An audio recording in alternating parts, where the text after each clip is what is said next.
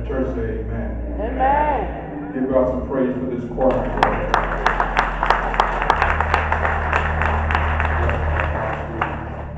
Thank God for the gift of our musicians. Musicians led by Brother Nixon and Sister Tucker and best drummer this side of hell, Alan Green.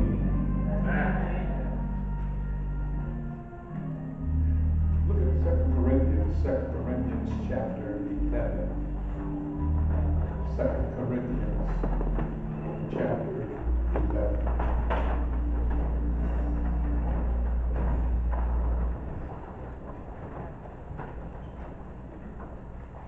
It's a long passage. I would not read it all, but let me at least read it so that I don't preach it right. We should hear it.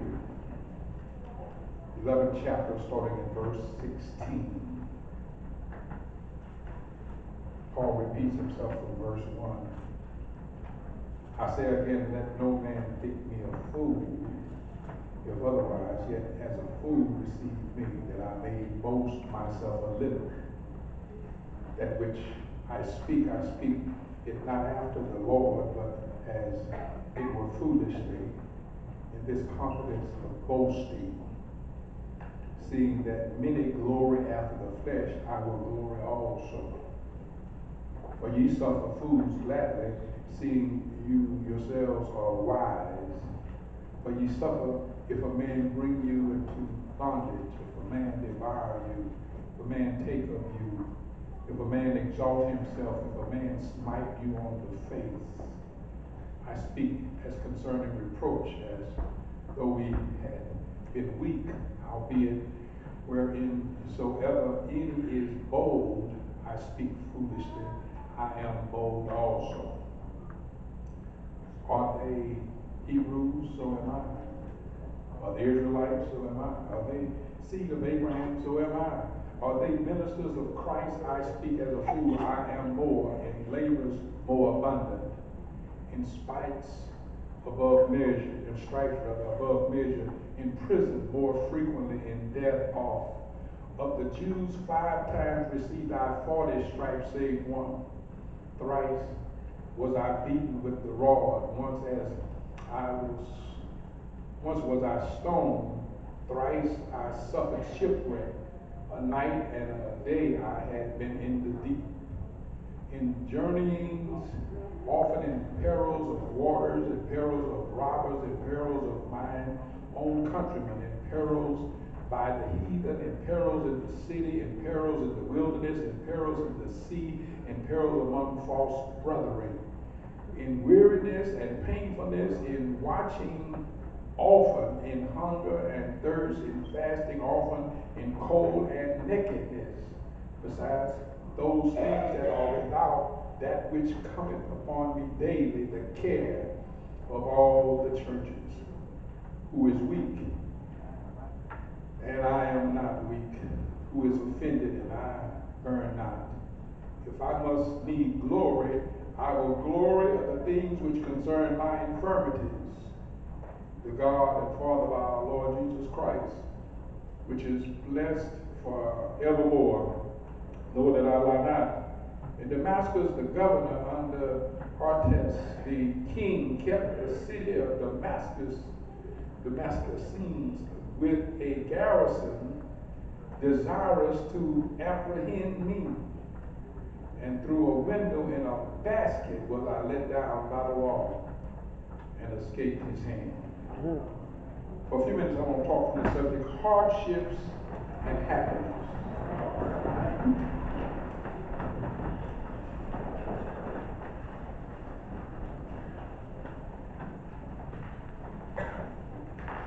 Hardships and happiness.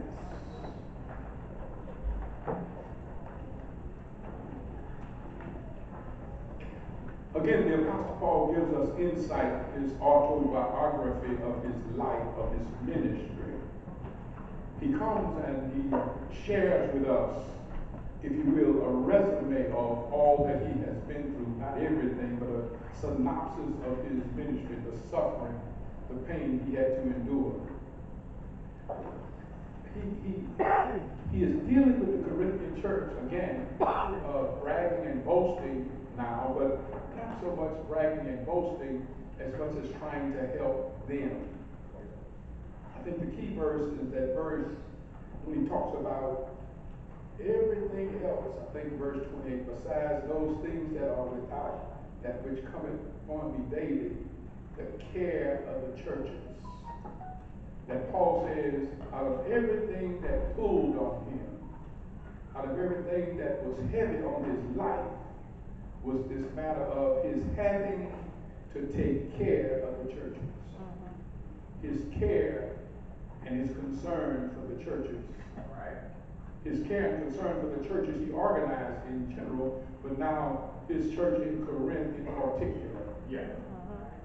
He's writing to let them know, I care about you. Yeah. Who do you care about?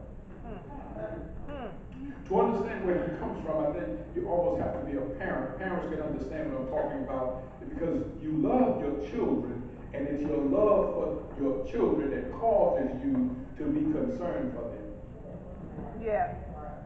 You care what happens to them. You care when they aren't with you. You don't want them in danger. When you see them about to make a mistake, you can't sit idly by and do nothing. You feel compelled, even when you know they will be angry because of your interference, you feel compelled to share your wisdom with them to enable them to avoid pains that you've already experienced. Yeah. This is what Paul says, this anguish of the churches that he organized. I care for you. It's hard for some folks to understand, but see, that's the real sign of a spiritual leader. All right. If you're really a leader for God, you can't really lead folk you don't care about. I told you one of the most profound words, but then they taught me when he was preaching my first installation. He says you can't pastor people you don't love. That means your love can't be predicated on how they treat you. Come on. When your children are 5, they love you. You're the greatest man in the world. You're the most beautiful woman, the wisest parents anybody can have. But as soon as they get to be 14 and 15, you stupid. Yeah. Everybody knows more than you know. Yeah. They'll take advice from a joke on the corner before they will from you.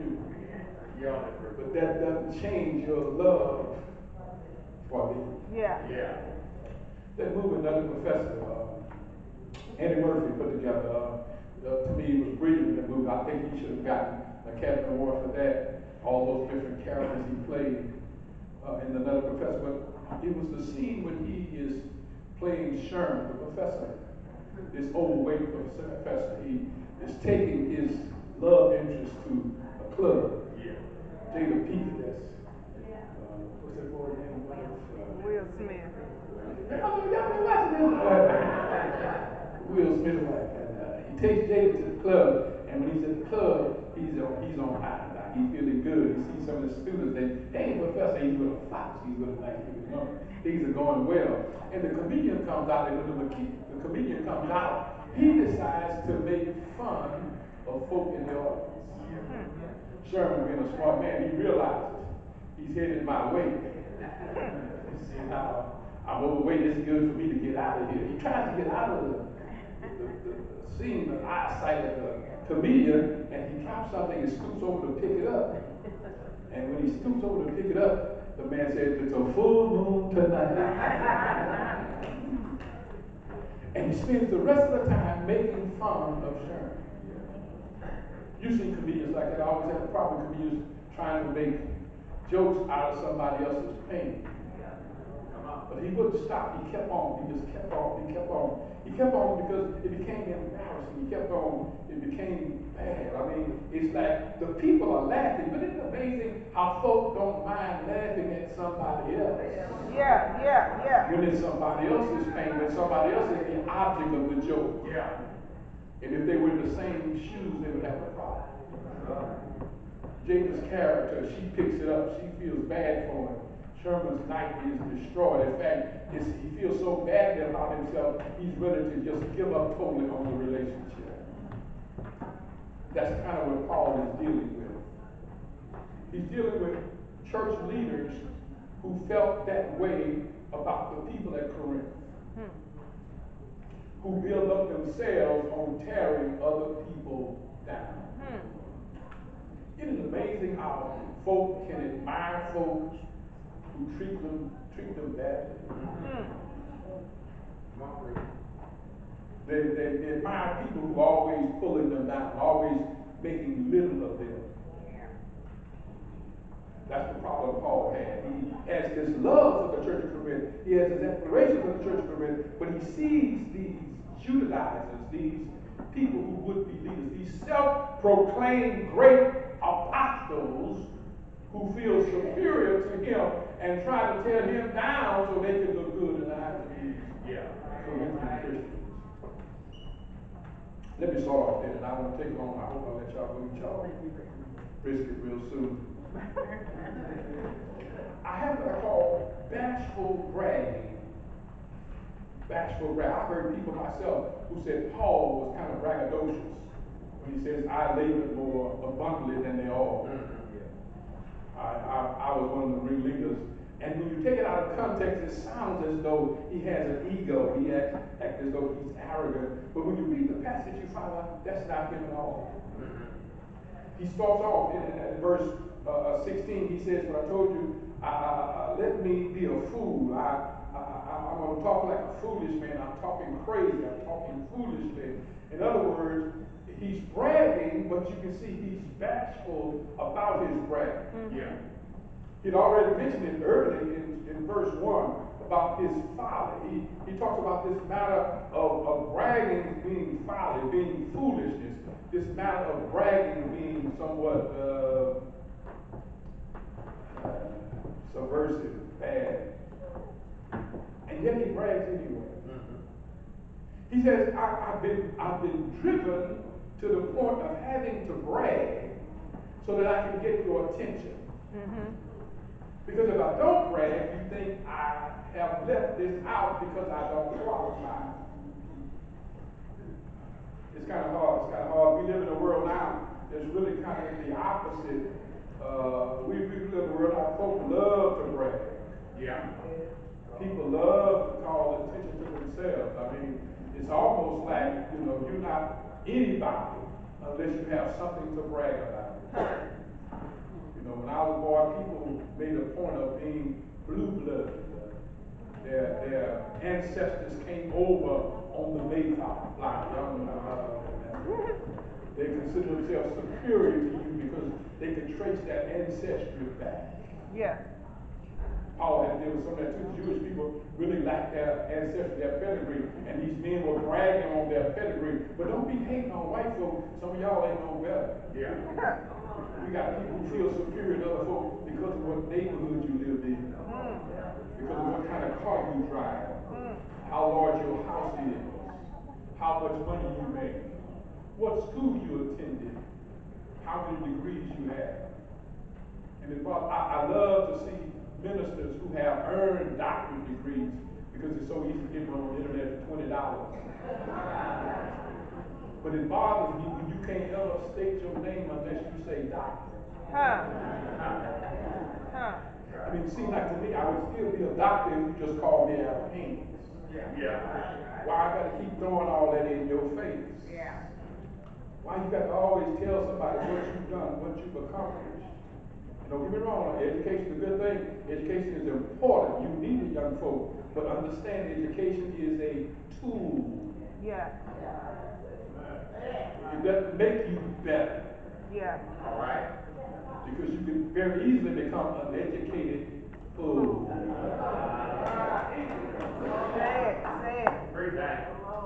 I've got to learn that what I am, how I care about people, really defines me more than what I think I have accomplished. Stuff does not make me superior to somebody else. My resume doesn't make me superior. How much do you care? How much do you care? How much do you care? The Apostle Paul, he says, I care a lot. I I don't really want to brag, but if I had to brag, I got a lot to brag about. Yeah.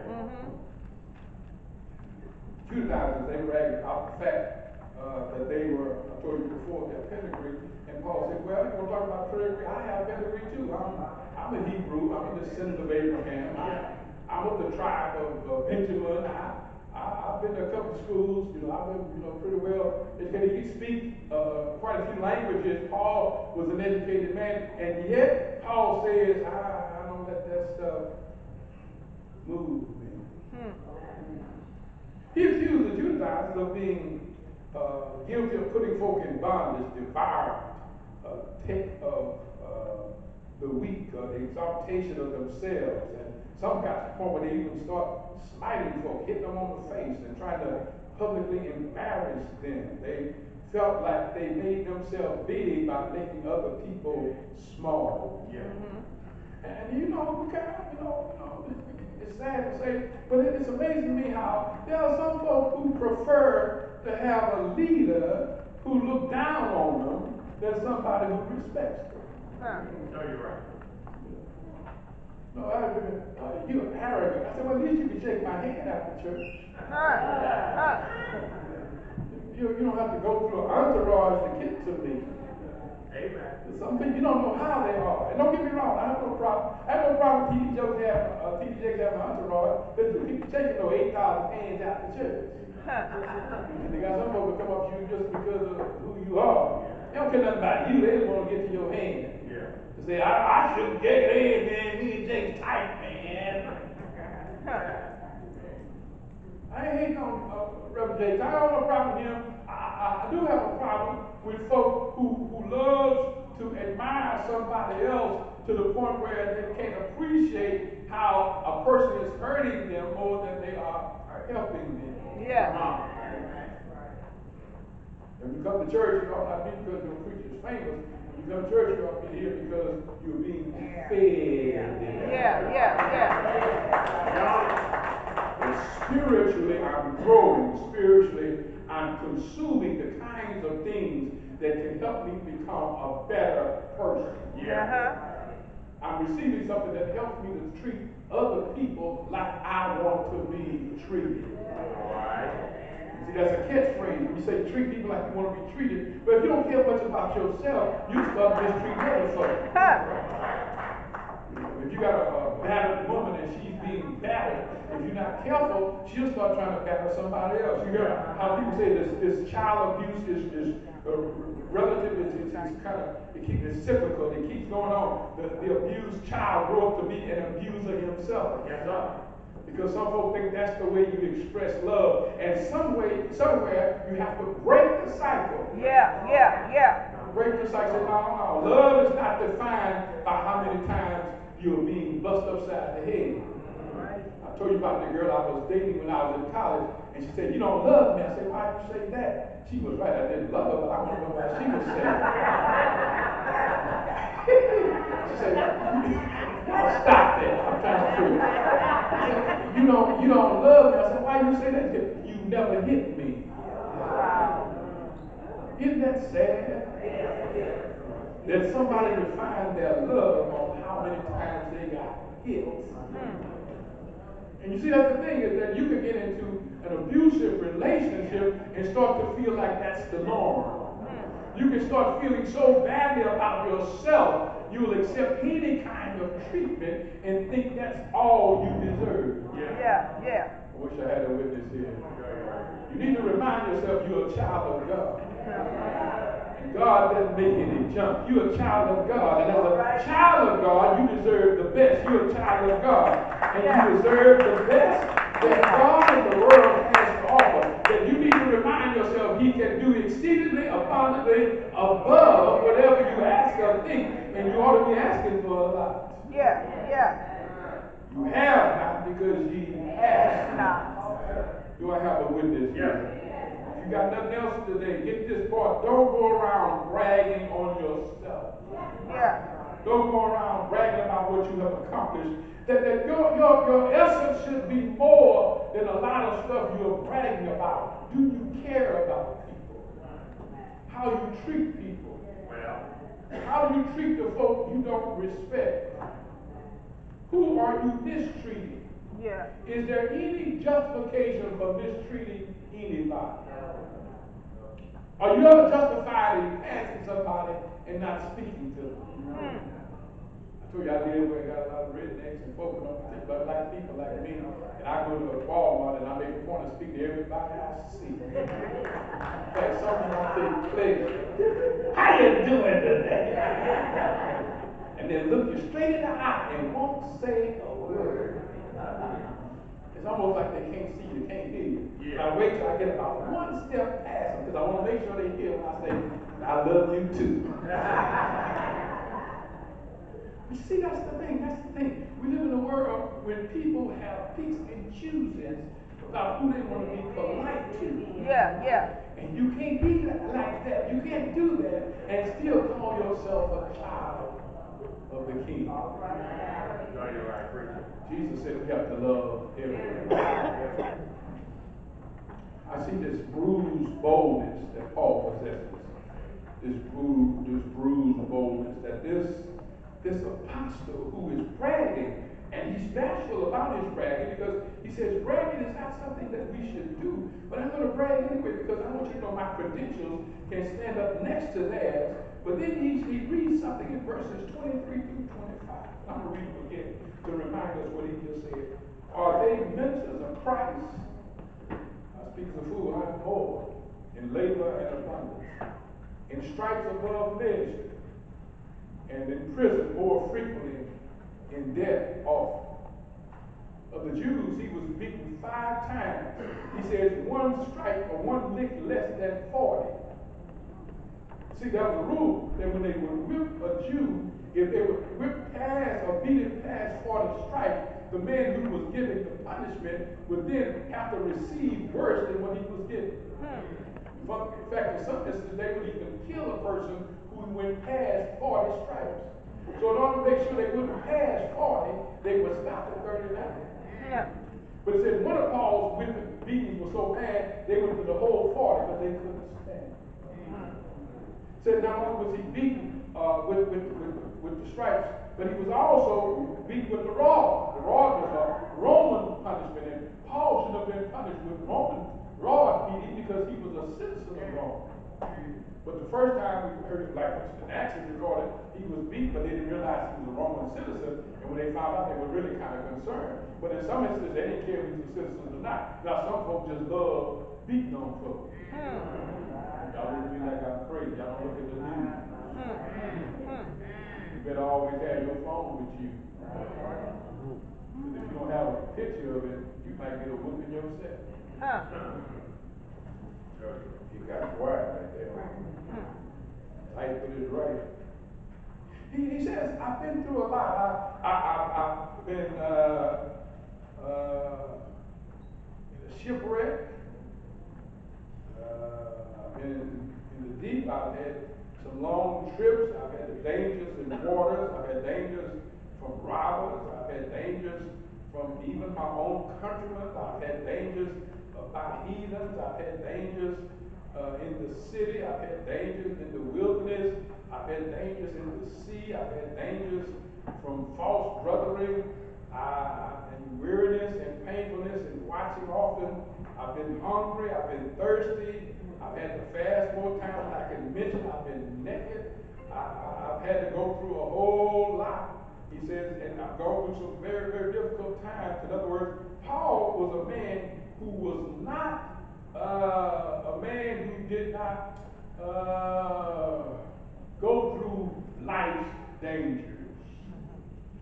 It really kind of, it's funny when folks say, you need to stay out of dangerous places. You understand, though, danger is not something that's connected to the place you are. Come on. See, you could be at your house sitting on your sofa. Yeah. And still be in danger. Yes, right. Last week, those people in that car came through their house, they weren't looking for trouble.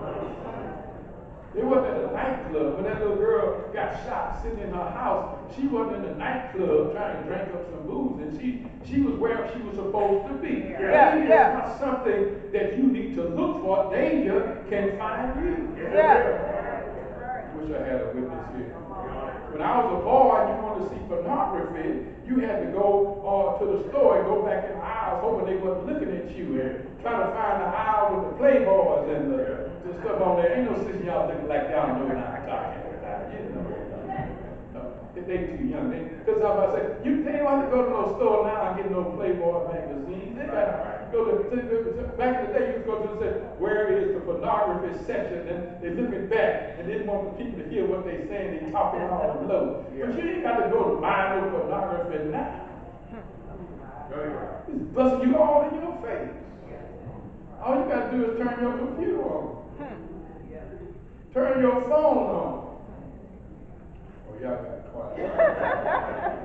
Oh, y'all didn't know I knew that.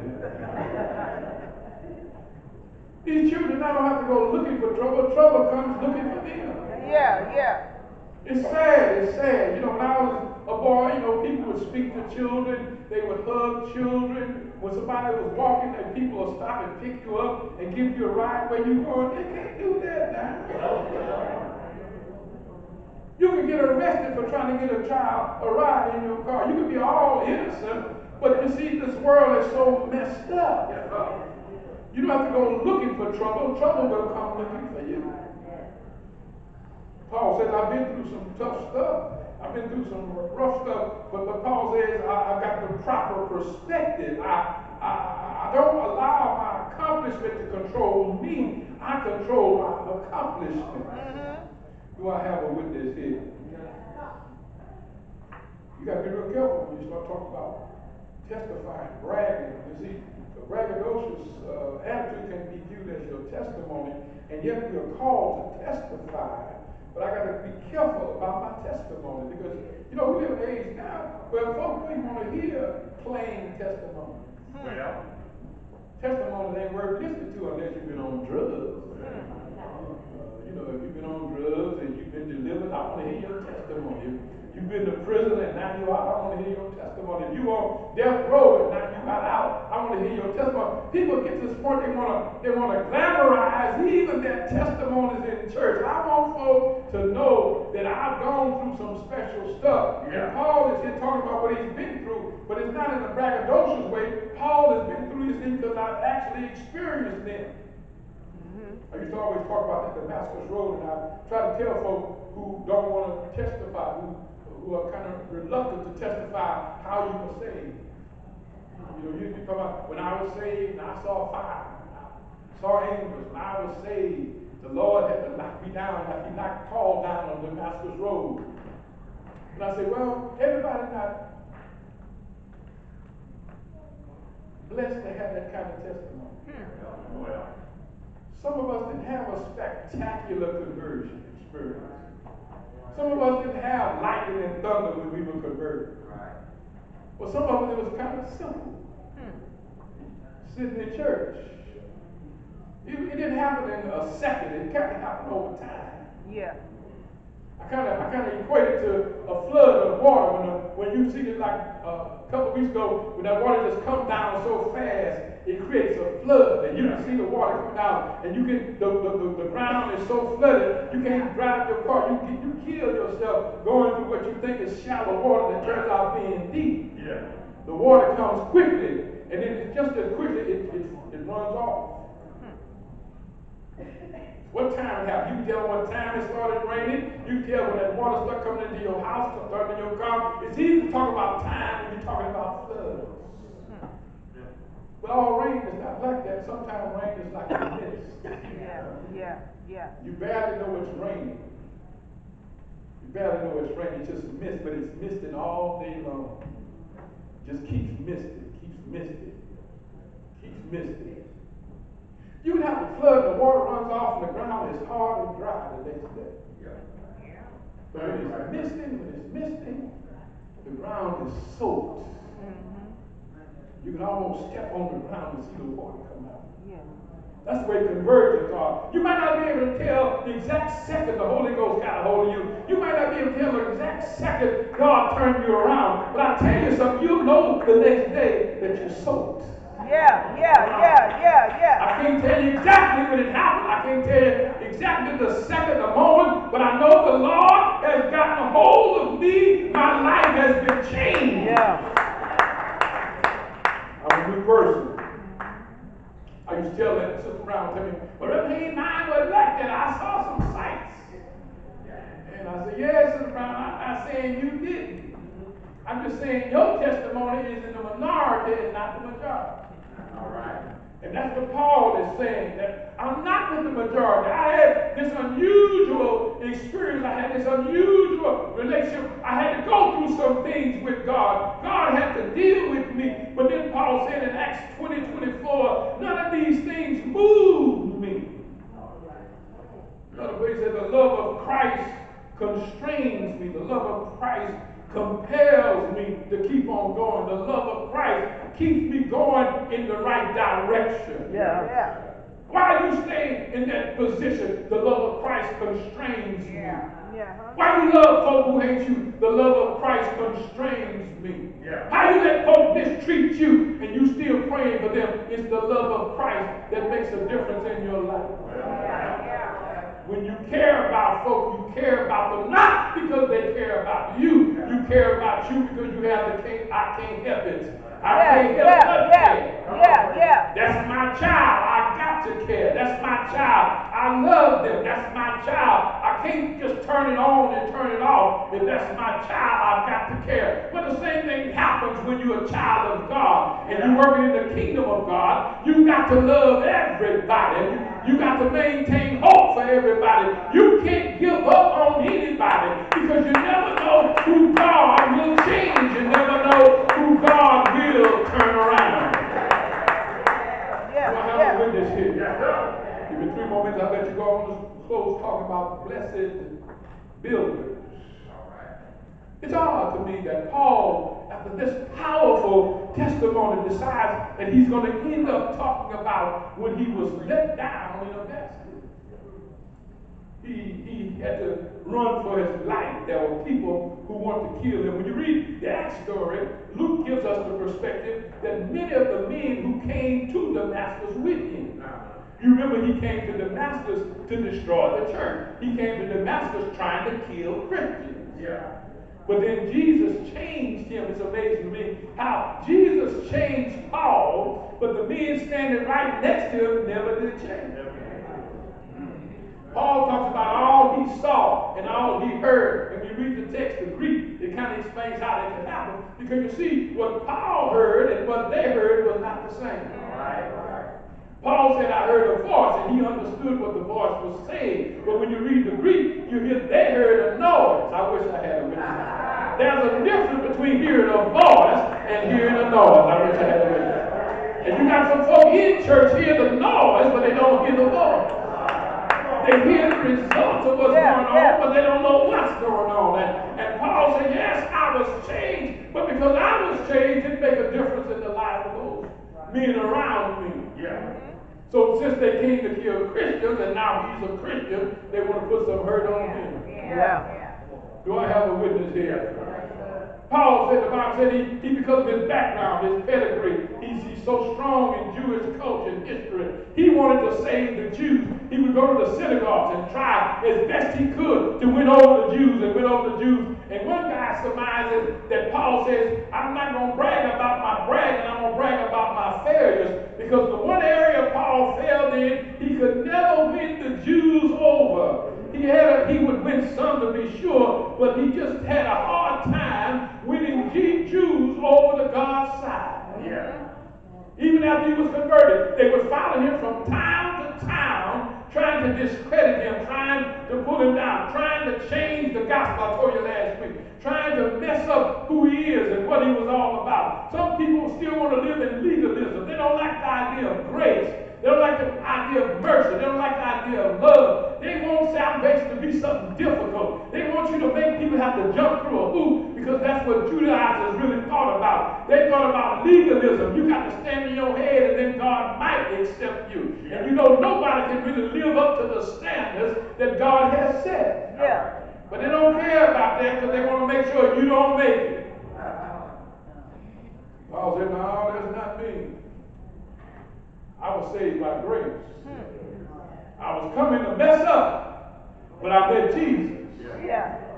He had mercy on me. Then he started talking about evidently Paul had killed some folk in his lifetime. He had a whole lot to be ashamed of. He had a lot to be all crazy about. And Paul said, I came and I couldn't really be successful, and now they're looking for my life.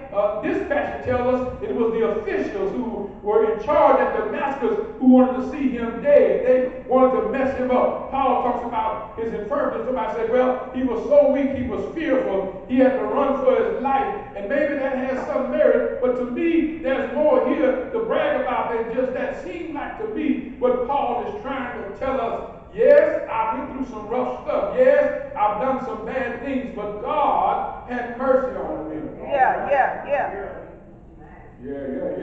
People wanted to take my life, but they ended up having to get me out of town in a window in a basket in the wall. That don't even seem right. That don't seem right. See, like to me what Paul says I got to brag about. I can brag about God has delivered me. I can brag about God got me out of a mess that I didn't deserve to get out of. Yeah. That God made a way for me. That God did some things for me. Jesus paid it all, and I owe it all to Him.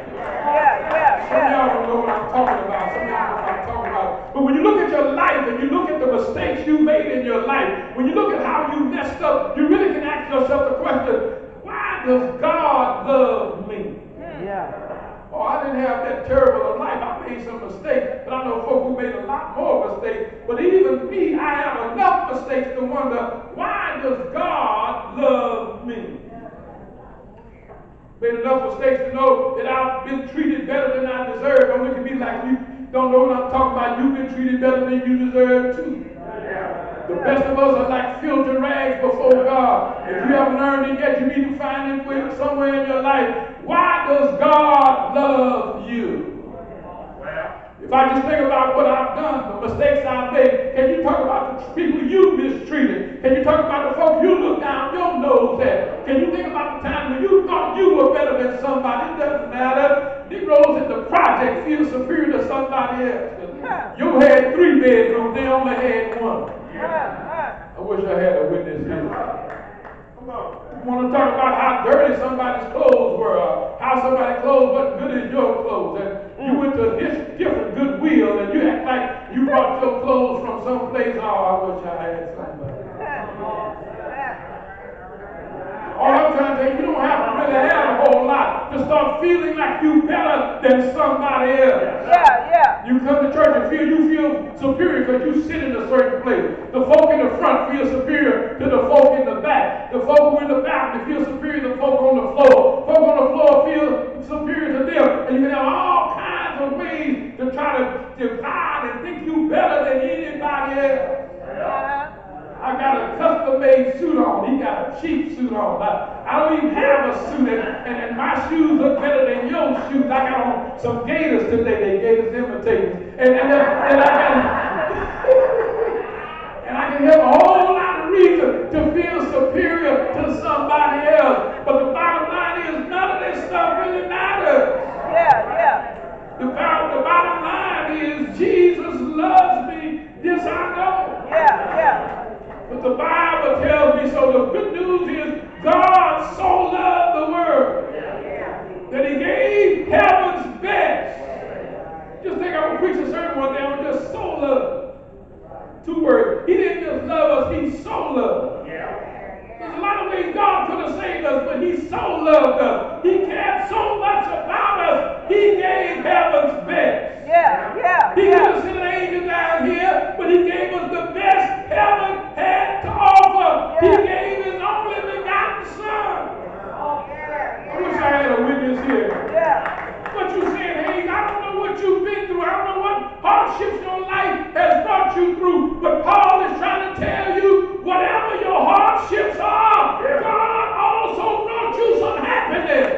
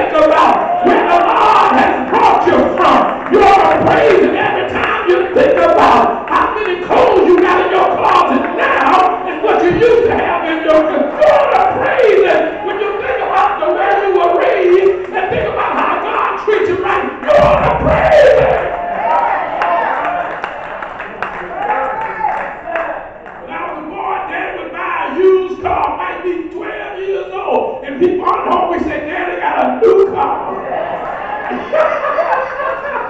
Now you want to make a distinction between how big it is, how much it costs. You ought to just be thankful that God has blessed you with a car. Forget about what model. Forget about how old it is. Just be thankful I got some wheels. I like that. You see, I might not have a car,